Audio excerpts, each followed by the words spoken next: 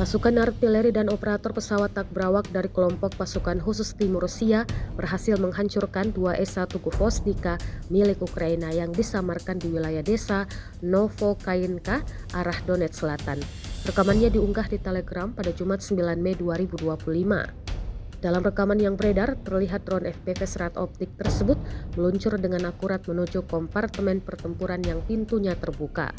Ledakan kuat terjadi sesaat setelah drone memasuki target menghancurkan sistem artileri Do-S-1 Gvosdika secara total. Di lain sisi diketahui Rusia telah memulai gencatan senjata di Ukraina yang diumumkan Presiden Vladimir Putin pada bulan lalu. Gencatan senjata 3 hari mulai diberlakukan Kamis 8 Mei 2025 hingga Sabtu 10 Mei 2025. Sedangkan serangan ini dilakukan sebelum gencatan senjata.